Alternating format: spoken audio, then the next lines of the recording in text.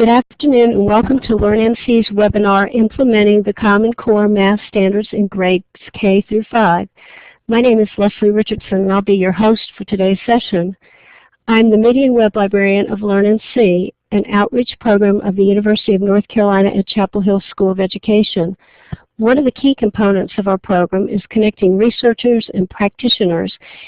It is with that in mind that today we bring you a recent graduate of the School of Education's doctoral program. Before I turn the session over to our presenter, I want to point out a few features of our Blackboard Collaborate session. On the top left of your screen, you will see an audio-video panel. Today's session doesn't feature any video. To ensure that your audio settings are correctly set, please click the microphone icon with a red gear on it and use the Audio Setup Wizard. In the panel beneath that, you will see the Participants panel. That consists of information about you, a menu bar, and a list of participants. On the menu bar, the smiling face icon lets you provide feedback on the session through icons. You can click the silhouette with the clock to indicate that you will be stepping away from the keyboard so your fellow participants will know you are unavailable. The hand icon allows you to raise your hand if you have a question or need assistance. Go ahead and ask questions in the chat room as you have them, and we will send them to our presenter to answer as she is able. The final icon allows you to participate in polls, but we won't be using polls in this session. Below that, you will see the list of participants. I am marked as Leslie Richardson, and you will see our presenter's name there as well. The presenter is actually, say, moderator in this. In addition, you will see Mike Bamford, our support staff at LearnMC. He will be providing support for this session. If you have a technical question or need assistance, please feel free to double-click on Mike's name. This will open a private chat with that person who will be happy to help you. Beneath the participants panel is the chat panel. This is where most of the discussion in today's session will take place. Our presenter has prepared questions for you throughout the session and would like you to respond via chat. We will capture ideas you provide in the chat room and share them with participants after the session is over. If you want more space for the chat panel, you can collapse the audio, video, and participants panels by clicking the arrow pointing down in the top left section of the panel. And now I'd like to introduce our presenter. Kay Ringer is a mathematics and teacher educator with more than 2 decades of experience at the local, state, and national levels. Dr. Ringer taught for over a decade at the elementary level, serving as a coach and grant manager in K through 8 mathematics and science, worked as a district mathematics specialist, and has taught courses in mathematics content and methods, science methods, and teacher research. Her most recent work with teachers focuses on utilizing assessments to inform instruction and understanding the Common Core state standards in mathematics and their impact on classroom practice. Dr. Ringer is currently an assistant professor at East Carolina University. I'll turn the session over now to Dr. Ringer. Good afternoon. Thank you, first of all, for being here late on a Friday afternoon and joining us for this conversation. My name is Kay Ringer, most recently at East Carolina University, serving as assistant professor out there. And one of the things that I do at East Carolina University is to work with pre-service teachers and in-service teachers. And one of the focuses of our work right now is really to look at the Common Core and how to come to understand the Common Core and implement it in classrooms. So today's session is really going to be looking at the Common Core, looking at some mathematical practices, looking at how the mathematical practices, the standards, and the critical areas intersect, and then also to look at what resources might be out there for you to use either as a teacher, as an administrator, as a parent. So just to show you where some of those resources might be located. So the first thing I would really like you to do, which is I'm sure exactly what you want to do on a Friday afternoon, is to think about this equation and think about what number should be in the box. as you're thinking about that, I'd also like you to think about the students that are in your classrooms and your schools and think about what difficulties they might have with this particular equation. So I'll just give you a moment to think about that.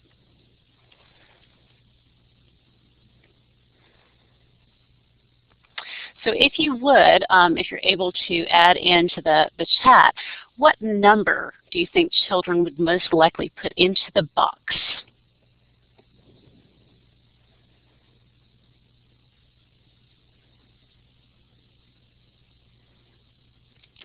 So we've got a 7, 12,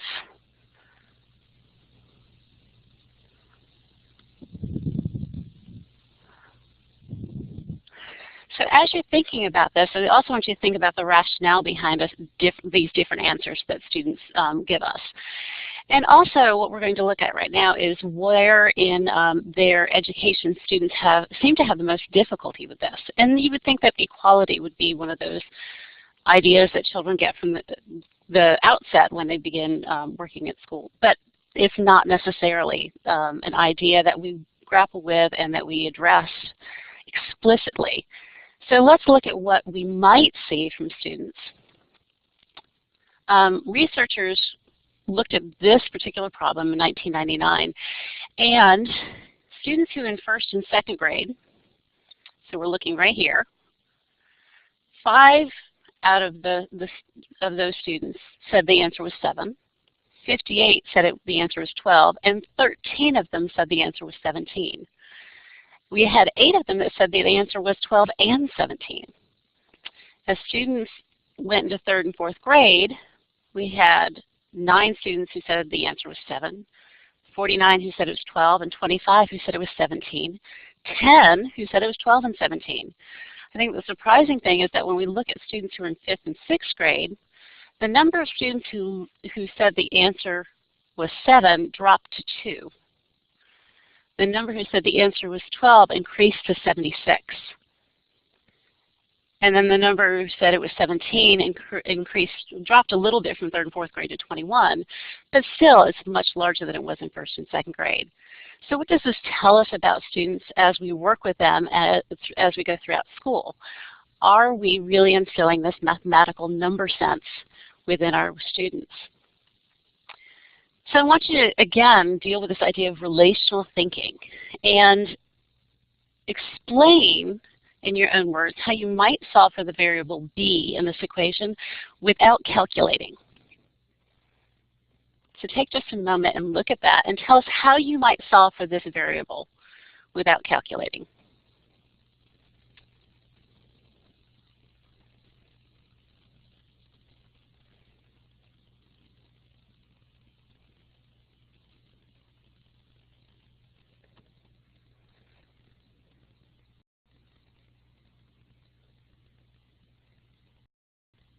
I know it's late on a Friday and this is hard to do, but use your chat button and let us know what you're thinking.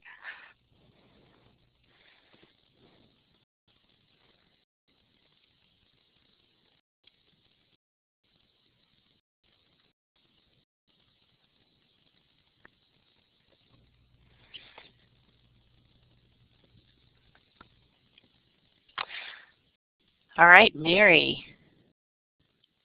Diane says we noticed that 68 is 1 less than 69, so you can add 1 more to 57.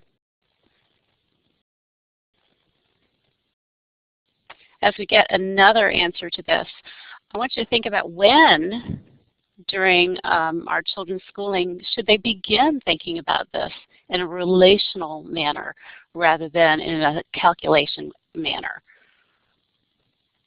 TJ says ditto.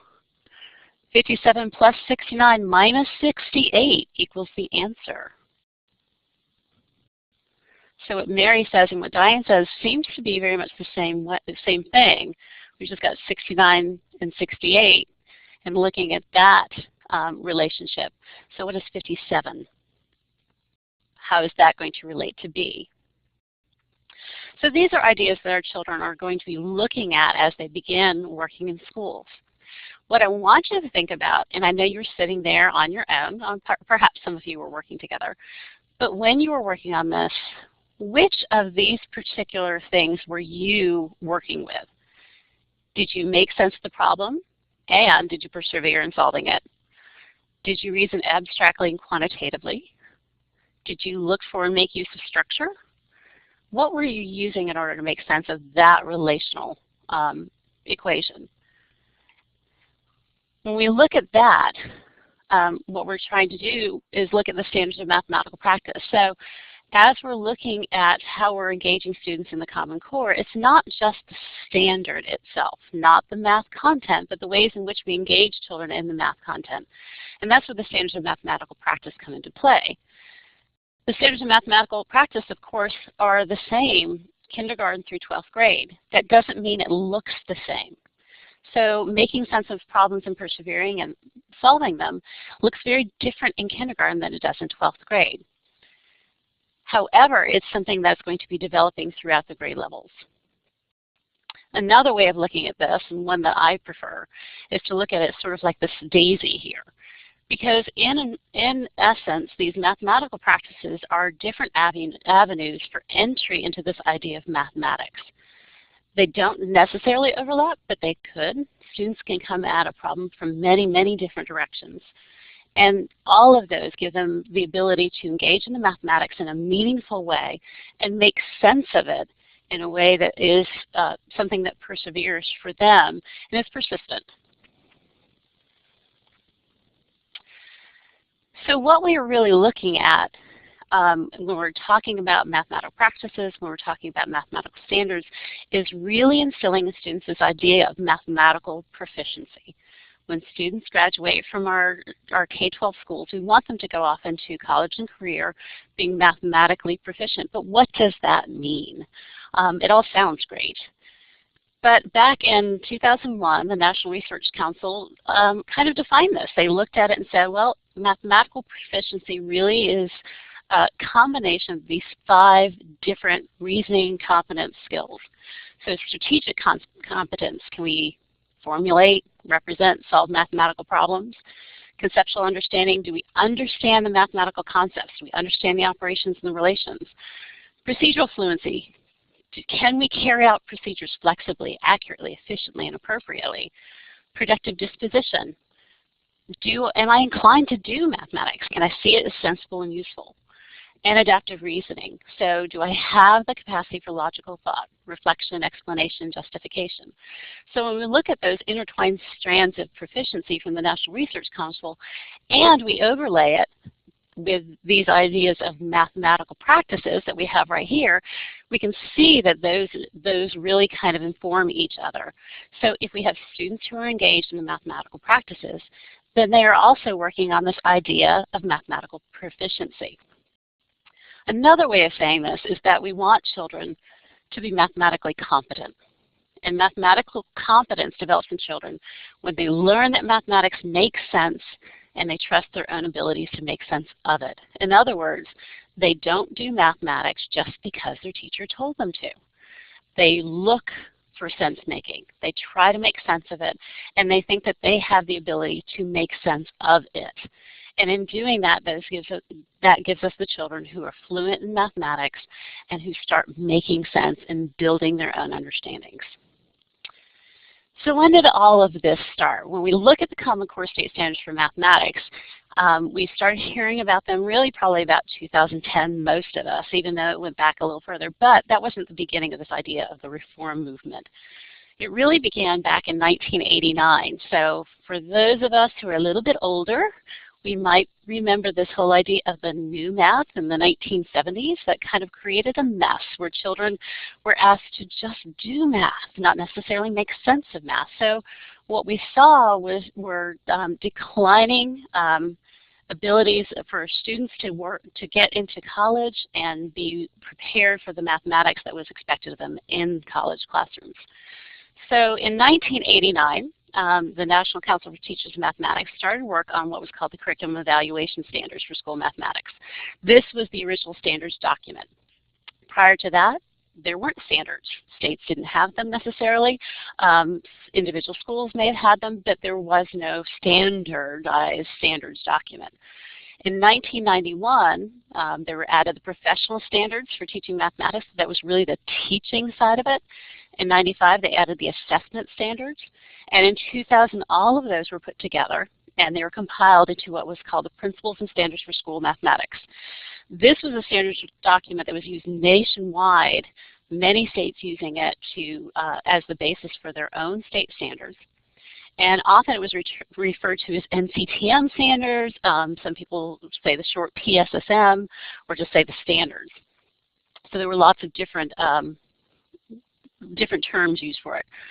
So the NCTM standards is what we're going to call it right now, have the principles and the standards. So the standards themselves, we have this idea of content and processes. So again, if we look at these processes, they're problem solving, reasoning and proof, communication, connections, and representation. Sounds kind of familiar, doesn't it? And then we had the content, which was broken into what they called strands. So we had our number and operations, algebra, geometry, measurement, data analysis, and probability. And all of this went K-12. In addition, we had this idea of principles. So there was the equity principle. Every student should have access to meaningful mathematics. Curriculum. Every child should have curriculum that is well documented and well stepped so that it is increasing in complexity and sophistication, and so on and so on. When we look now at the North Carolina Standard Courses study beginning in 2000, the NCTM standards served as the basis for our standards. And then since they were used as that guide for the Standard Courses study, it wasn't such a great jump, although it may feel like it, to go in 2010 to adopt the Common Core State Standards. So in June of 2010, North Carolina State Board of Education voted and said we were adopting the Common Core State Standards. They were fully implemented and tested last year.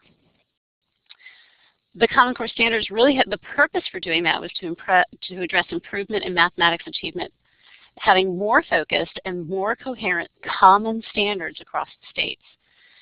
It also defines what students should understand and be able to do. It stresses conceptual understanding of key ideas and continuously returns to these organizing principles such as place value, algebraic operations, in order to structure those ideas. And it's built on what we know about how students learn. So one of the differences between former standards and these standards really was this idea that the standards themselves began with research based on learning trajectories. In other words, the group that was really looking at the Common Core State Standards and developing them started first with research, looked at what worked best in countries around the world, those countries that were doing quite well in mathematics, and said, what are we doing? What are they doing, and what can we adopt? What does the research say about what children know and need to know and how they come to know it, and how can we lay that out? So the very first part of the Common Core State Standards was this idea of learning trajectories, and then looking at how do we then take those learning trajectories and say, in grade 1, this is what students should be able to do. In grade 3, this is what they should be able to do. So the organization of the Common Core State Standards is the grade level standards, which are the domains, and they have domains, standards, and clusters, and we'll look at those in just a moment, but also these standards of mathematical practice, which is what we looked at. So these are really those habits of mind that children are developing from the time they walk through our school doors in kindergarten and the time that they walk out after 12th grade. So when we look at the design and organization of these standards, the very first page of each grade level has this idea of focal points, and this is what they call critical areas. And this is probably the point that the place where we most often miss a very helpful guiding piece of the document. What it says in this very short paragraph is, what are the critical areas for my grade level? What should I focus on? So as I'm looking at my text, as I'm looking at all of these materials that I might have, as I'm working through my district pacing guide, where do I focus my efforts? What is it my students must know when they walk out of my classroom in order to ensure that they will be successful with the content in the following grade level? So in looking at this page, we look at grade 3, right now it says there are 4 different critical areas. So in grade 3, it's developing understanding of multiplication division. It's developing understanding of the strategies for multiplication division within 100. The second critical area is developing understanding of fractions, especially unit fractions. Developing understanding of the structure of rectangular arrays and of area, and describing and analyzing two-dimensional shapes. So when we look at the Common Core state standards for grade 3, we look at all the domains and the clusters, and we go, okay, so where should I put most of my effort? This is what that very first page is telling us to do. Then when we're looking at critical area 1, right down below, it is giving us a good description of what it is specifically that children should be able to do and understand by the end of 3rd grade. And again, that's so they will be ready and able to be successful in engaging in the mathematical content in grade 4. So often as teachers, we skip this particular page and go to what we understand, which are those standards. And it's going to be this page right here where we go, okay, here's my domain of counting and cardinality. Here are my headings right here. I know my number names and how to count and sequence and count and tell the number of objects. But again, if I look at these focal points, I can focus my efforts as a teacher and really ensure that my students are ready to move on for the next grade. So if we look at this, we have our mathematical practices over in the gray box, and as we said, this shows up every grade level, so K-12, which is nice that we're all working on that together. When we look at dig a little deeper into our standards, we know that the domains are these large groups that progress across grade levels. So number and operations in base 10 shows up in kindergarten, and it stays in place throughout elementary school. This is going to be our standard, so use place value, and then the cluster is down below. So the standard itself is actually that piece that's in bold, and then the cluster is really explaining and saying to what extent do my students need to understand that standard by the end of my grade level. So again, the cluster really sits and parses out that piece of this idea of number and operations in base 10 that we will engage with in this particular grade level.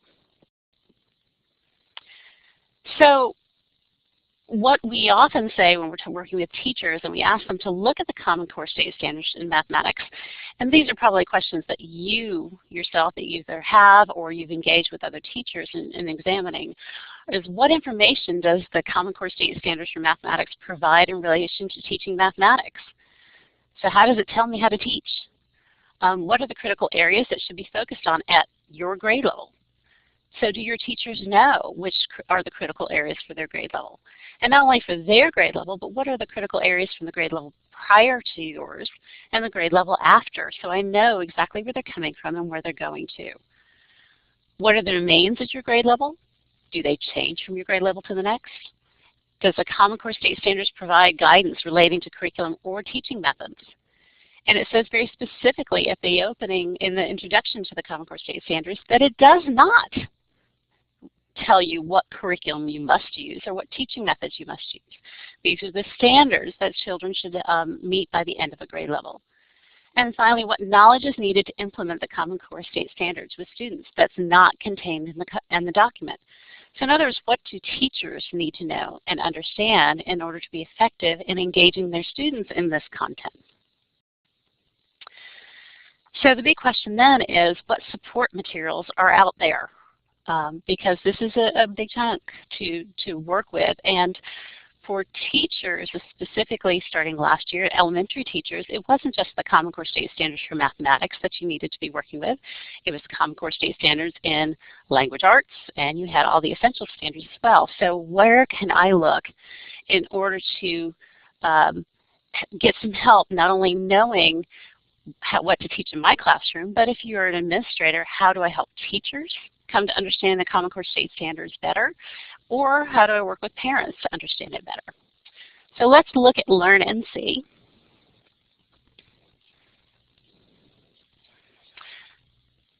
And at Learn and See, if we come to this home page, it's loading up, I promise. There it is. So if we come to this Learn NC homepage, what you're going to see is a whole lot of information about new projects, special collections, blogs, that kind of thing. If you look over on the left-hand menu, we come down to this Curriculum Standards. So if we click on Curriculum Standards, it will take us to a new page. And in here you will have the Common Core State Standards, the Essential Standards, and North Carolina Standard Course of Study. We come down a little bit further, specifically the Common Core State Standards. And here's English and Mathematics. But right here you have a guide for elementary school teachers. If we click on that, that will take us to a new edition. And what we're going to find here, a lot of resources that are already divided up for teachers, for administrators, and for parents to help to come to know better what are the Common Core State Standards, what do they say, how do we work with them, and where can we go in order to understand them better. So we're going to go and start right here where it goes to the critical areas explained. When we click on that, we get this graphic. So one of the things that we often hear from teachers as I'm out in districts and working with them is, I don't understand how the mathematical practices, the domains, and the critical areas fit together. I don't see that connection. So that's what this graphic is really getting at, saying that all of this, everything that we see in the Common Core State Standards really is immersed in mathematical practices. So the mathematical practices are the vehicle by which children come to know and understand the mathematical content in a more meaningful, personal way. So that's why the mathematical practices are set out as they are on all sides of that particular diagram. If we look on the right-hand side, we see the different codes for the standards. So you see K.CC and 2.NBT. Those are the domains. But it's positioned in this way because the first grade domains build on the kindergarten domains, the second grade on the first grade, and so on. So as we continue through the grade levels, each of those domains in that grade level are built on those that came before. In other words, if I'm missing or I'm weak in one of those previous domains, that means that this continuum is not going to be quite as strong as it should be. On the left-hand side, we've got the critical areas. So in the Common Core State Standards, each grade level has between 2 and 4 critical areas. And again, these are those ideas that children must have strongly in place in order to be able to successfully engage in the mathematics that's to come in the following year. So if we look at kindergarten, we have represent and compare whole numbers. And then in first grade, that becomes addition and subtraction within 20. In second grade, addition and subtraction within 100. So you can see, again, we've got this arrow that's embedded behind these critical areas that is implying the fact that each one of those is building on those that come prior to it. So again, if we're not engaging in those critical areas, if they don't have them strongly in place, then we're going to have a weakness that needs to be addressed in some way, or that may possibly be causing problems for a child in later years.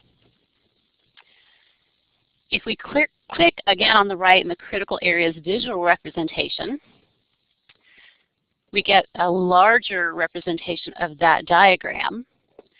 And so if you are going, I don't remember what 5.0a is, I can come here and I can hover over that, and that will actually show up. So I'm not sure that it shows up in our graphic right now just because of the interface. But here's a place where you can come and get a really succinct representation of operations in algebraic thinking in grade 5 that says, write and interpret numerical expressions, analyze patterns and relationships.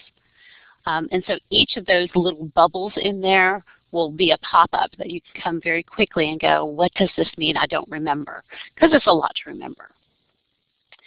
The other piece that's helpful on this particular page is off on the right, you've got printables. And I think for the teachers that I've worked with, this has been the thing that makes them most excited, because you have these PDFs, and the PDFs are of the standards for mathematical practice.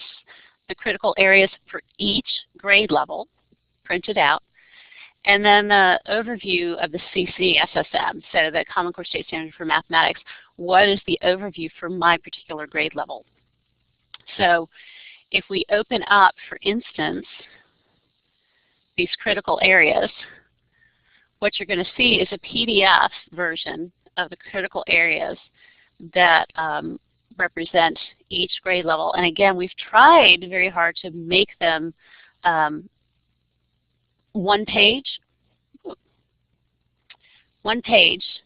and in doing that, it becomes much more useful for teachers in that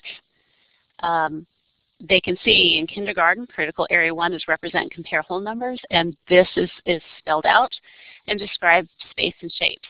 This is taken directly from the Common Core State Standards, but it becomes much more useful because I, as a teacher, can print this out, put it in the front of my plan book, put it next to my desk, and I can see it in one place and not have to go hunting on the internet or somewhere else in order to try and find it. I can also, in kindergarten, go, okay, those are my critical areas. What does first grade look like? What are my critical areas feeding into?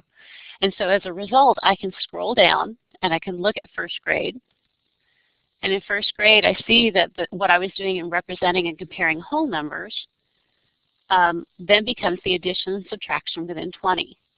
How does what I do in kindergarten, I as a teacher, how does that feed into what they're expected to do next? And specifically, how far do I now have to go in my standards to make sure that they're ready? Where do I stop in what I'm doing? What's the expectation from my students? And then where do I go from there? And more importantly, where do they go from there? So you've got the Standards for Mathematical Practice.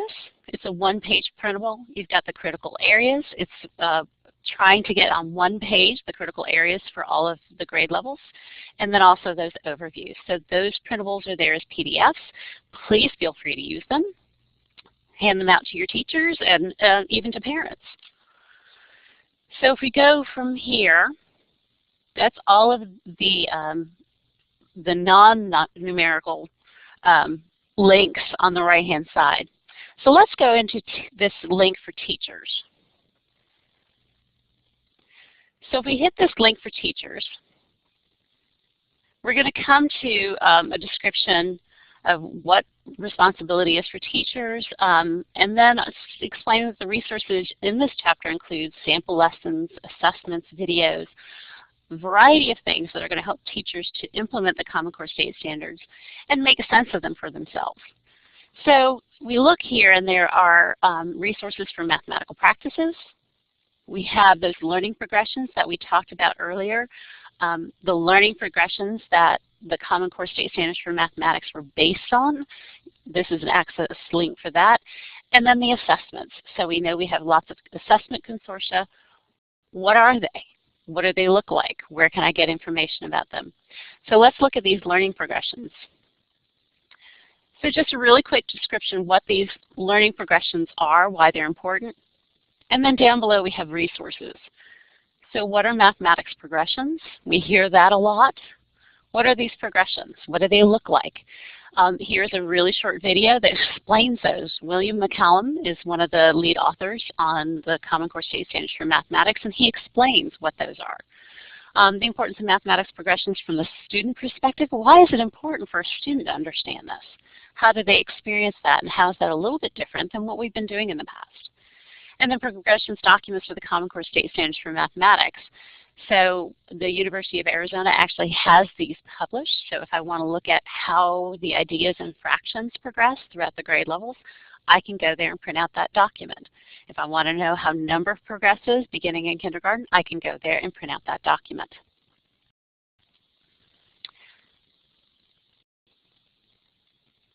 So let's go into the assessment piece for teachers. And again, a quick description, resources. And then here we've got lots of links that are going to take you to places where you're going to be able to find some example assessment pieces to help you make sure that your students are on task and on that right trajectory to be able to meet the Common Core state standards by the end of the year. Here's a wiki from the North Carolina Department of Public Instruction, so that's included in here as well. There are K-2 instructional assessment tasks from the North Carolina DPI wiki. And then Common Core State Standards Assessment, the specifications summary, which is really kind of giving you an idea of what were the requirements for the assessments that are coming out for grades 3 through 5. For more information, let's go under the Form Administrators page. And let's look at that assessment consortia again. So what this is even more information about the different consortia that are out there that are developing the tests. So North Carolina is a Smarter Balance member. So the very first one is the Smarter Balance Assessment Consortia. And so who are the member states? What does North Carolina say about the Smarter Balance? What are the specifications? And then here specifically the Smarter Balance Mathematics item specifications for grades 3 through 5. So what are we looking at? What are they using as their guide to create these assessment items for grades 3 through 5? You've got that information right here. If I click on just the Smarter Balance Assessment Consortium, the heading, then that's going to take me to the main page. And one of those things that we're going to see there is going to be some of the sample items for the test. Down below, there's the PARC assessment group, and there's some more information. And then in addition, what most of us really don't see often is these alternative assessment consortia. So the Dynamic Learning Maps is a consortium that's working with the Common Core State Standards for Mathematics and looking at it from an EC perspective. So who are the member states? What's their timeline? Look at the summary that they've got, because they really are taking things such as the critical areas, excuse me, it is late on a Friday, isn't it? The critical areas and going, so what are those essential ideas that students, since the Common Core says that all students must have access to these standards, how is it that we can get all students to do that, and what are those critical ideas that they must have?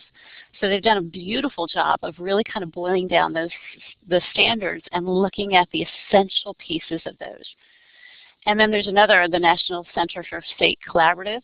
And so again, that's looking at EC perspective. And then finally, an English Language Proficiency Assessment Consortium.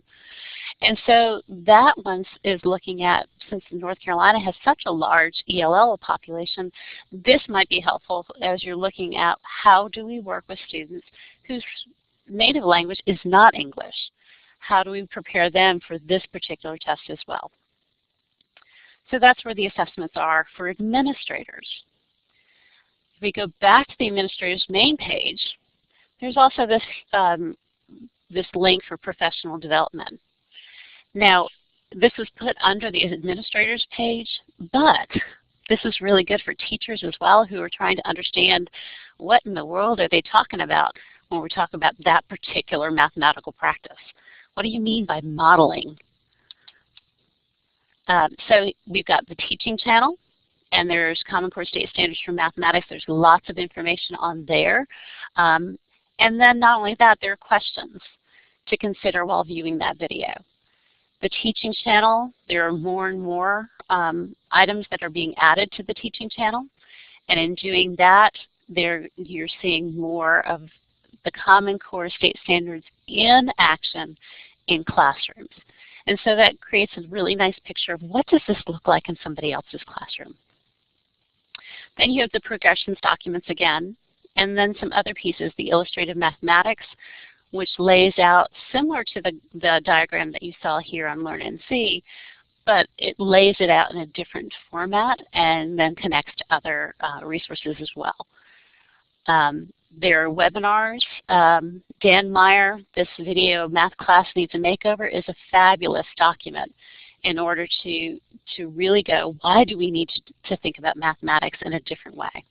So you've got lots of information, lots of resources here, and you've got lots of questions that you might be able to to use as a starting point to have discussions with teachers, with other administrators, with parents. And finally, let's go to the For Parents page. So one of the groups that we want to make sure we're not leaving out is the parents of these children. This is a huge change for them as well. So these standards make math look even less like the mathematics that was happening in the classroom when we were there. So how can we help them understand what's going on and how to help their child? So here's some links to the Parents Guide from the National PTA and to the North Carolina PTA. And so these guides themselves, these are things that can be used if you're having a curriculum night to pass out to parents. They're things that can be used if you were having a conference with a parent and they're asking questions about what is this Common Core thing. So you have something at the ready to be able to give to them. So this Learn NC link is public access, so you can also refer them to this, and they can come look and kind of poke around themselves. The other piece is, if you look here, there's a Learn More on the right-hand menu.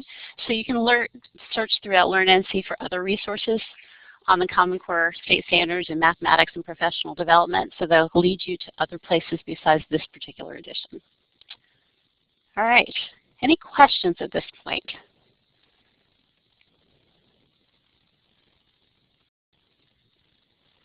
All right, I'm going to see if I can get back. There we are. All right. So Learn NC has lots of materials that will help with the Common Core state standards. But that's just a starting point. And we know that. We know that mathematics has to be for every child. The Common Core state standards say very clearly, all students must have the opportunity to learn and meet the same high standards. This is echoing what was said in the NCTM standards, that all students should have the opportunity and the support necessary to learn significant mathematics with depth and understanding. So this is not a new idea, we know that. However, it's finding out how to do this in a meaningful way. So if you would like more information besides going to Learn NC website, and these links are there as well, you can go to NCTM, and they have a white paper on the Common Core state standards. There's an executive summary, and then the Common Core state standards themselves. You can go to corestandards.org.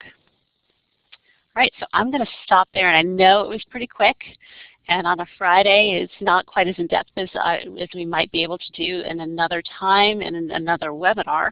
However, I want to see if there are any questions that we might be able to answer.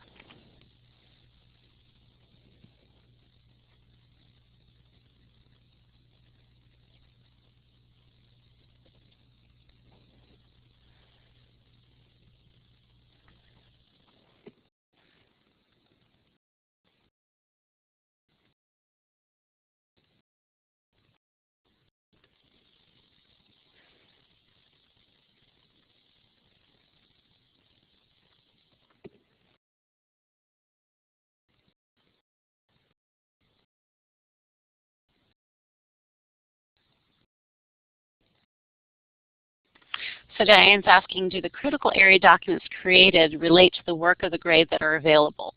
The critical area documents that are on Learn NC are directly from the Common Core state standards. And yes, they do relate specifically to the domains and the standards that are in that grade level. It's just basically saying, if you're looking, if you're faced with working with content and you have to make a decision, what do I do today? And what do I focus on within this lesson? The critical areas are useful for going, well, if what the critical area in my grade level is for kindergarten is really this idea of number, and I'm working on geometry, maybe I need to pull some number in along with that geometry. And then I'm addressing the critical areas as well, but it is directly related to what is listed in the curriculum document. So where do we find video modeling the Common Core state standard in action in the classroom? Under the Teacher tab in Learn NC, you can go to TeacherTube, and there are a lot of teachers who are uploading some of the Common Core state standards videos, things that are going on in their classroom. Another one that's really really quite wonderful is the Hunt Institute, and that's actually based here in North Carolina. The Hunt Institute has lots of videos also talking, and they're like 5-minute videos. They're very short, but looking at ideas of the Common Core state standards as well. And more of those are being added all the time, and I encourage you, if you had that really great lesson, to go ahead and upload yours as well if you're able to do so. Yes, I am saying Hunt, H-U-N-T, Hunt Institute. So our former governor.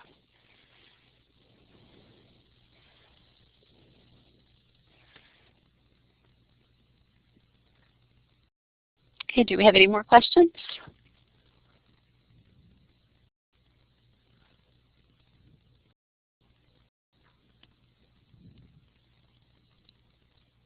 So I encourage you to go ahead and look at the Learn and See documents, and then those will lead you to other documents as well. It's kind of hard to go through the World Wide Web and pick out those pieces that are really pertinent and really helpful.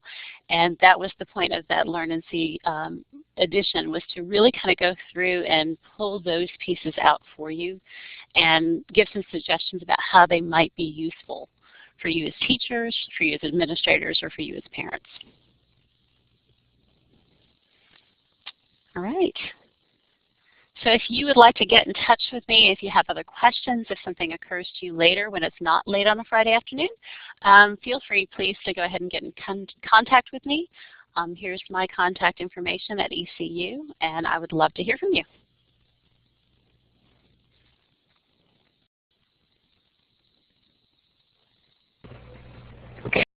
I'd like to thank our presenter, Dr. Kay Ringer, for sharing her work with us today. I also want to thank you for your attendance and participation. If you would like to receive a certificate for continuing education credit, please complete the form at the URL on this final slide. I don't think it's on the slide, so I'm going to add it to the chat. And there it is. That's where you will let me know that you would like a certificate for 1 hour of contact time.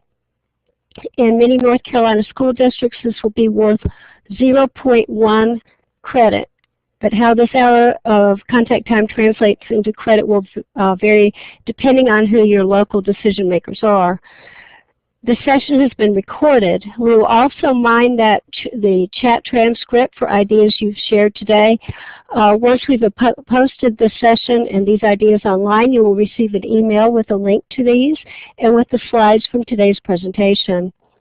Thank you again for attending. If you want to receive information about future webinars from Learn NC, please go to learnnc.org and click on the email updates link on the left side of the screen.